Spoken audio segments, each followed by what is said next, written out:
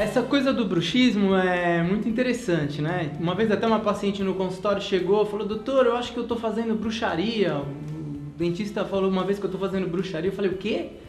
É bruxaria. Eu falei: não seria bruxismo a palavra? É isso mesmo, doutor, bruxismo. Então, se fala muito dessa história de bruxismo.